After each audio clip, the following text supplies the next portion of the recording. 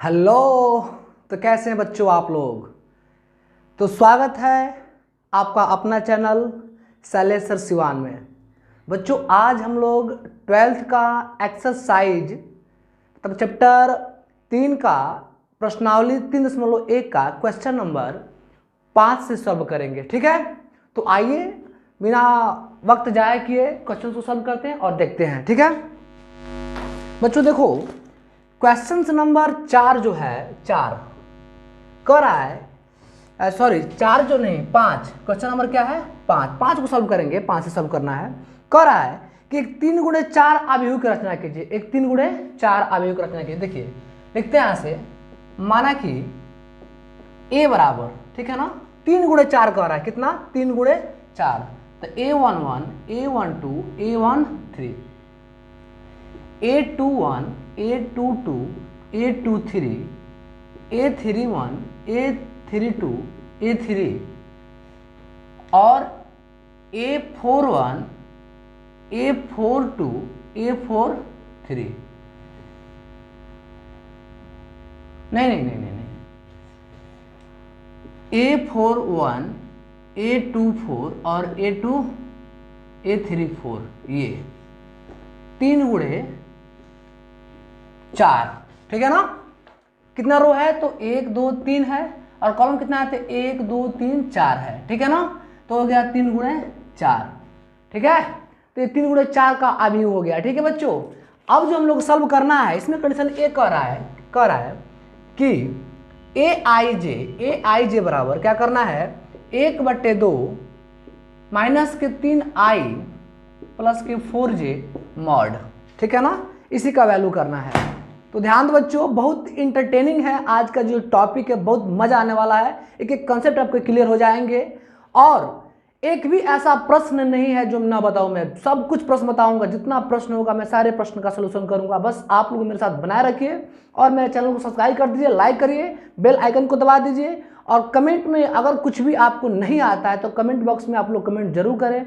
मैं आपकी बातों को देखकर सुनकर फिर मैं और भी बेहतर करने की कोशिश करूंगा। ठीक है, तो आइए स्टार्ट करते हैं इस क्वेश्चन नंबर 5 के सॉल्यूशन को। देखिए कह रहा है कि 3 गुणे 4 अवयव, तो 1 2 3 3 हो गया और 4 कितना आता है 1 2 3 4।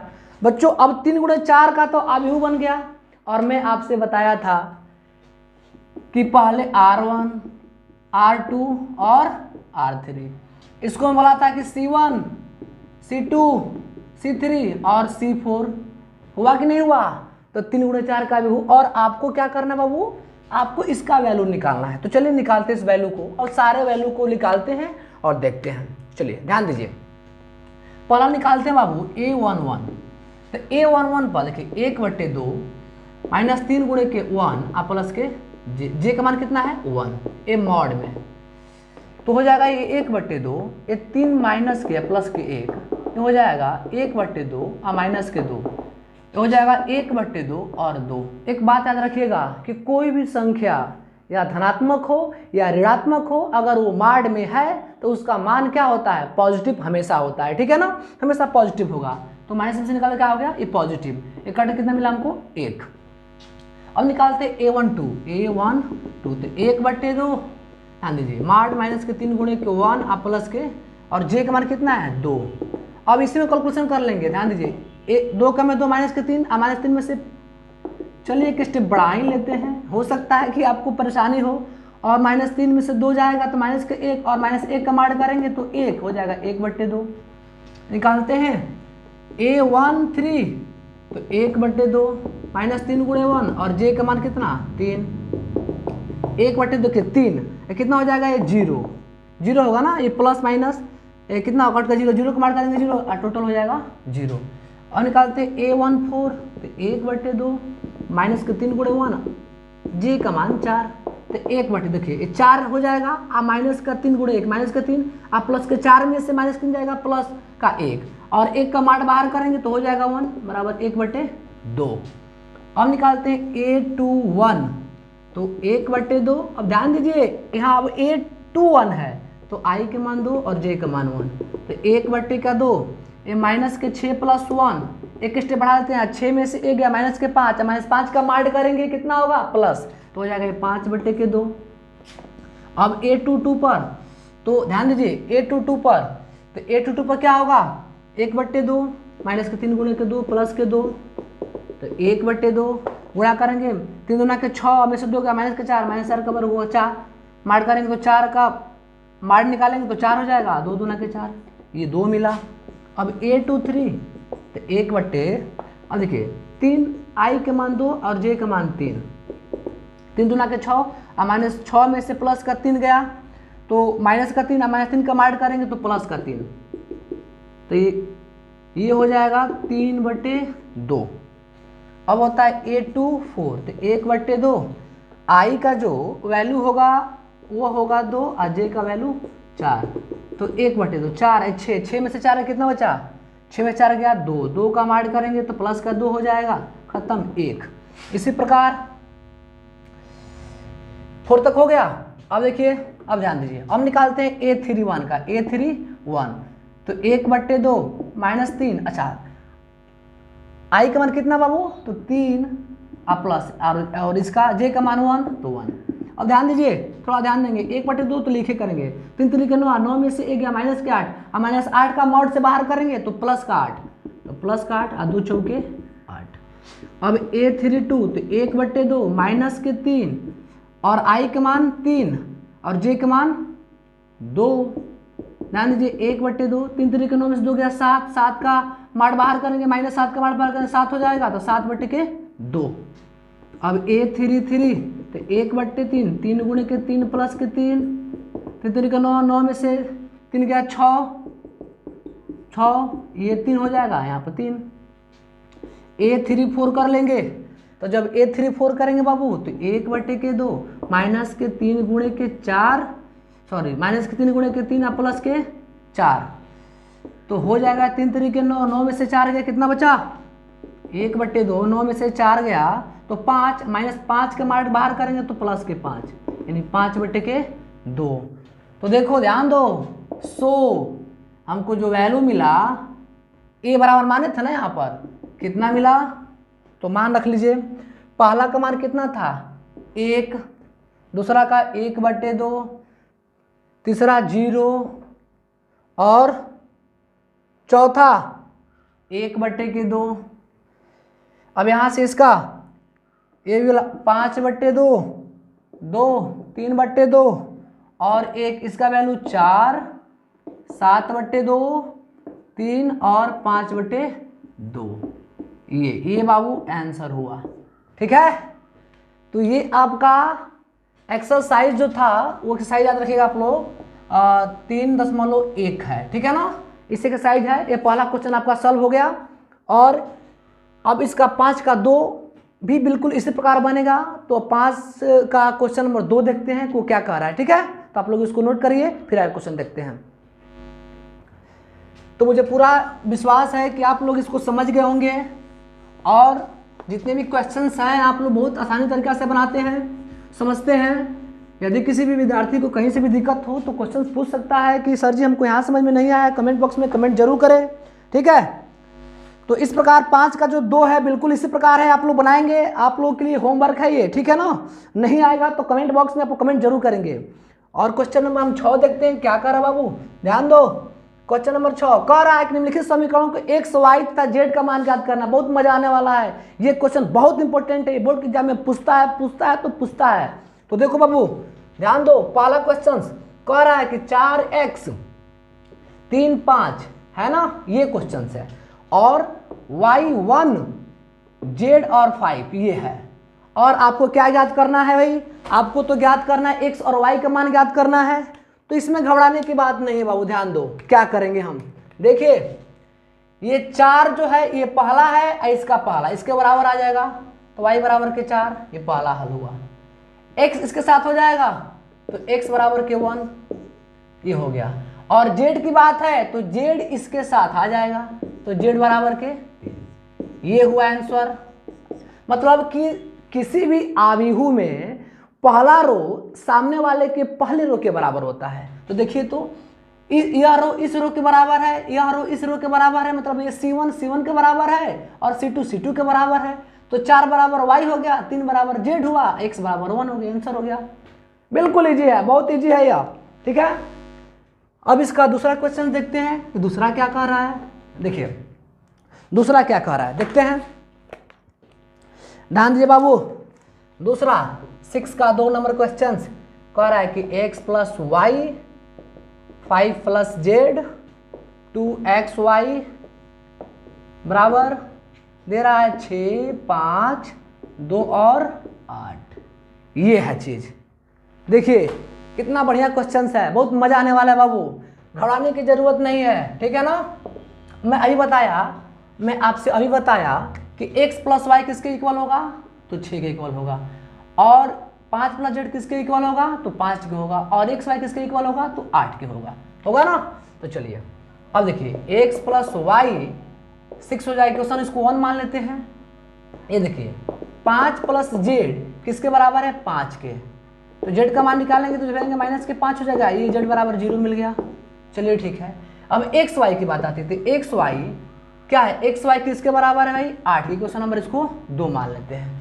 अब चूंकि यहाँ पे x प्लस वाई है बराबर 6 है, और यहाँ पे क्या है x इंटू वाई बराबर 8 है। समीकरण 1 और 2 तो मिल गया, लेकिन एक में प्लस है और एक में क्या है, मल्टीपल है, मतलब गुणा में है।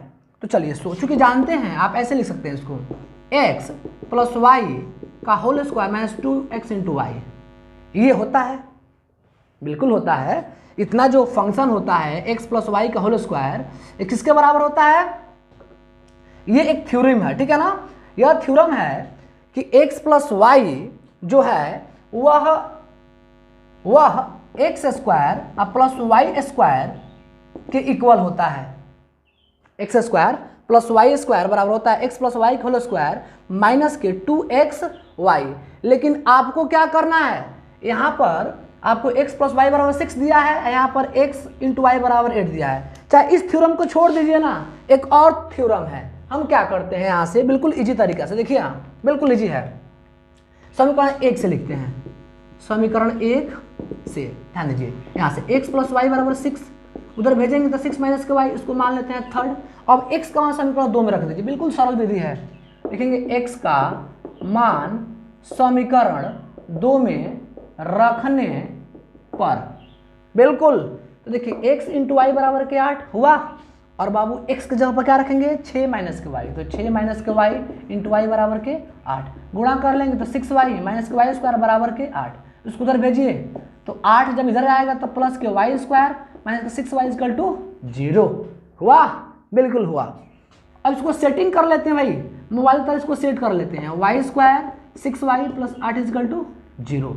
अब इसका फर्स्ट इंटू लास्ट कर लेंगे, गुणनखंड तो आता ही होगा क्योंकि इंटर का बैच है और इंटर के विद्यार्थी को गुणनखंड आता ही होगा। तो चलिए स्टार्ट करते हैं, देखते हैं ये कितना होगा, वाई स्क्वायर 4y माइनस के 2y प्लस के 8 इक्वल टू 0, 4 दूना के 8 माइनस के 4 माइनस 2 माइनस के 6, y का वन करेंगे तो माइनस के 4 माइनस 2 का वन करेंगे तो माइनस के 4 इक्वल टू 0, तो y माइनस के 4 और y माइनस के 2 बराबर के 0, y माइनस 4 बराबर 0 तो y बराबर 4, और y माइनस 2 इक्वल टू 0 तो y बराबर 2। अब एक बात यहाँ पर आती है कि यहाँ y का 2 मान हो गया, एक 2 और एक 4। तो चलिए जब y बराबर 2 रखते हैं, y बराबर 2 पर समीकरण 3 से ध्यान दीजिए, तो y बराबर जब 2 रखिएगा तो x का मान 6 माइनस 2 बराबर के 4, और जब y बराबर आप 4 रखिएगा तो x का मान 6 माइनस 4 इक्वल टू 2 हो गया ना। तो लिखेंगे यहाँ से, सो ध्यान दीजिए x बराबर 2 पर y के मान 4 और y बराबर और देखिए x बराबर 2 पर y के मान 4 और x बराबर 4 पर y के मान 2, और z का तो मान हम निकाले थे इधर से, किधर भाई ये 0, ये आपका आंसर हो गया, ठीक है। तो इस प्रकार सारे क्वेश्चंस बनते हैं, आप लोग इसको नोट करिए, फिर मैं आगे बताता हूं।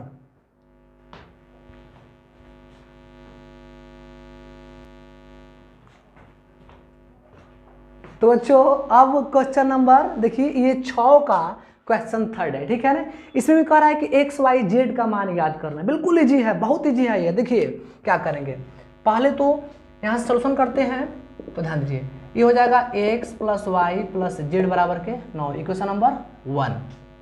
अब ध्यान दीजिए, ये एक्स प्लस के जेड बराबर के 5, इक्वेशन नंबर इसको 2 मान लीजिए, और y प्लस के जेड बराबर 7, इक्वेशन नंबर इसको 3rd मान लीजिए। एक काम करते हैं, समीकरण 1 से क्या है, x plus y plus z 9। तो सोचिए कि अगर हम y और z का मान रख दे, देखिए ध्यान दीजिए, यहाँ से ये y और z का मान क्या करते हैं, समीकरण 1 में रख देते, लिखेंगे समीकरण इस तरह से, समीकरण 3 का मान समीकरण 1 में रखने पर, तो देखिए यहाँ से x, इसका वैल्यू कितना है, तो 7 है, ये हो जाएगा 9। तो 9 माइनस के 7, यानी x वाला कितना मिला हमको, 2। अब x का मान निकल गया, और लिखेंगे यहाँ से x का मान समीकरण 2 में रखने पर, x का मान समीकरण 2 में रखने पर, तो 2 क्या है, x प्लस के z बराबर कितना है, 5 है। तो x का मान यहाँ पर 2, यह z 5 हो गया, तो z बराबर 5 माइनस के 2, z का मान 3।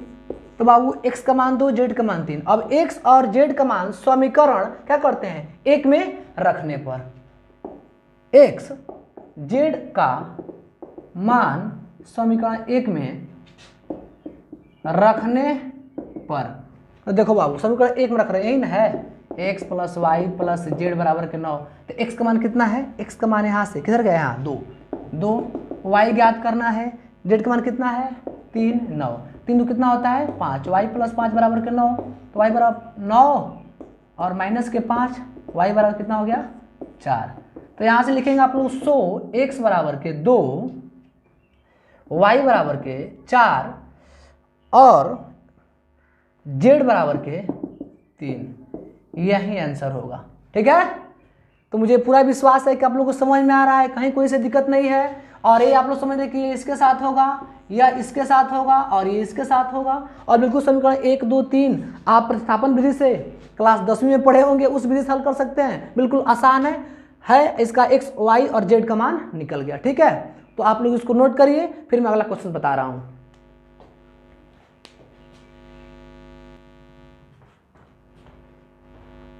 तो बच्चों अब देखिए, ये क्वेश्चन नंबर कितना है, 7 है।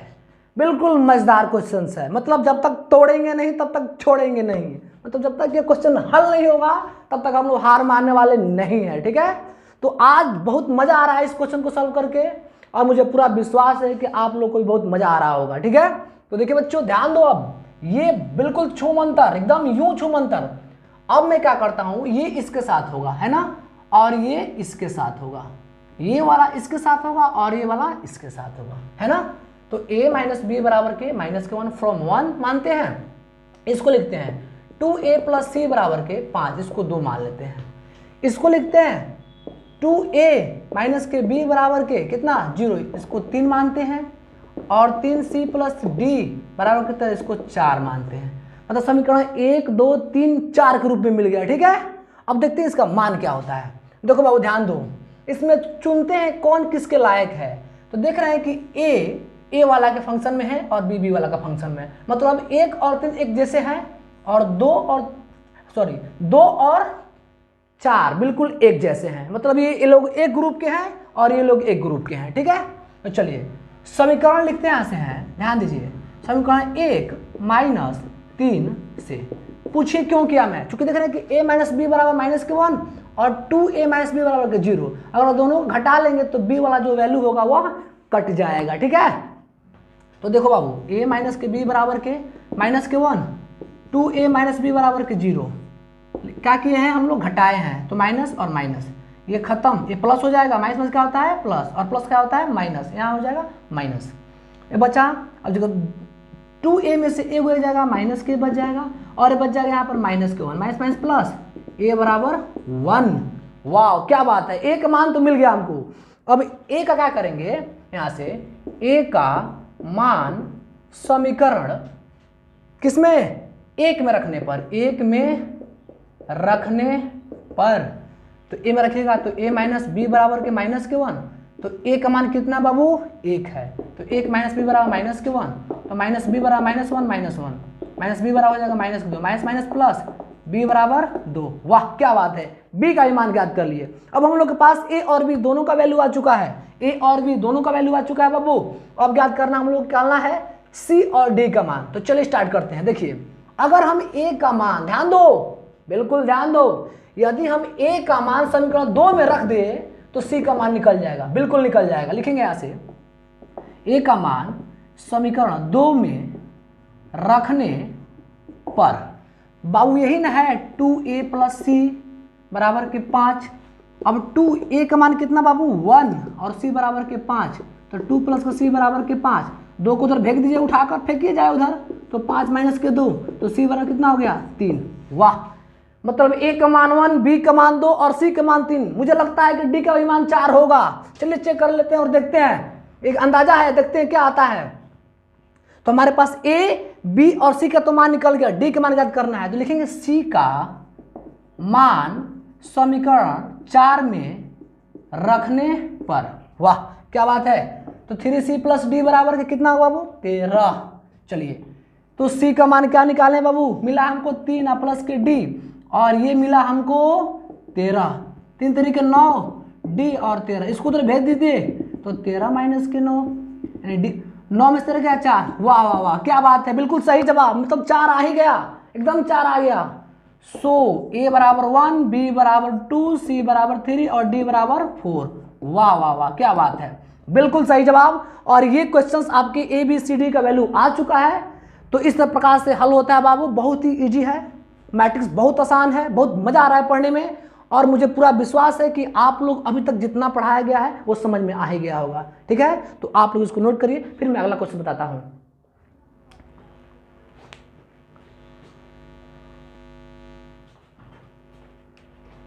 तो बाबू अब ध्यान दीजिए, ये क्वेश्चंस क्या कर रहा है, देखिए ये क्वेश्चंस क्या कर रहा है। ओहो, ये कह रहा है कि a बराबर ए आई जे यम गुणे यन कोटि का वर्ग आबिहू है, इसका हमको जांच करना है कि है कि नहीं है। तो देखो बाबू एक शर्त दे रहा है, इसमें साझा कर रहा है कि यम गुणे यन मतलब वर्ग आबिहू की बात, जब वर्ग आबिहू का मतलब कि वर्ग आबिहू होगा 2 गुणे 2 कोटि का या 3 गुणे 3 कोटि का, मतलब कि जिसका रो और, ध्यान दीजिए, जिसका रो और कॉलम बिल्कुल इक्वल हो। जब इक्वल हो तो क्या होता है, वर्ग आबिहू होता है। तो इसमें ऑप्शन चूज करना है कि यम छोटा है यन से, या यम बड़ा है यन से, या यम बराबर है यन से, इनमें से कोई नहीं। तो बिल्कुल ये होगा थर्ड नंबर, क्योंकि अभी मैं बताया कि ये रो भी समान हो और कॉलम भी समान हो। तो ये ऑप्शन जो है, ऑप्शन नंबर जो थर्ड है वो सही होगा, क्योंकि यम बराबर यन के रूप के आबिहू को हम लोग वर्ग आबिहू कहते हैं। क्वेश्चन नंबर 9 कह रहा है कि एक्स वाई के लिए क्या यह प्रदत्त जो आबिहू है यह सही है। बाबू बिल्कुल सही नहीं है। पूछो क्यों नहीं है, क्योंकि यहाँ पर कामा दिया हुआ है, ठीक है ना, और जो कामा दिया हुआ है क्योंकि इसका इक्वल नहीं है, इक्वल नहीं है, बिल्कुल इक्वल नहीं है। तो जब इक्वल नहीं है तो ऐसे आबिहू को ज्ञात करना संभव नहीं है, मतलब कि ऑप्शन बी बिल्कुल सही है कि यह संभव नहीं है। यदि आप यहाँ से वैल्यू अगर सॉल्व भी करते हैं तो 3x प्लस 7 इक्वल टू 0 करेंगे तो x का मान क्या होगा, यहाँ पर माइनस का 7/3 हो जाएगा। तो माइनस 7/3 होगा, तो चूंकि इसमें से कोई वैल्यू आएगा ही नहीं, जब कोई वैल्यू नहीं आएगा तो स्पष्ट रूप से दिखाई दे रहा है कि कामा का पोर्शन दिया हुआ, जब कामा का पोर्शन दिया हुआ इक्वल नहीं है तो ऐसे आबिहू को ज्ञात करना संभव नहीं है। ठीक है विद्यार्थियों, तो मुझे पूरा विश्वास है कि आप लोग के समझ में आया है। ऐसे क्वेश्चंस बिल्कुल आपको समझ में आ रहे होंगे। अगर किसी विद्यार्थी को समझ में नहीं आता है तो कमेंट बॉक्स में कमेंट जरूर करें, ठीक है।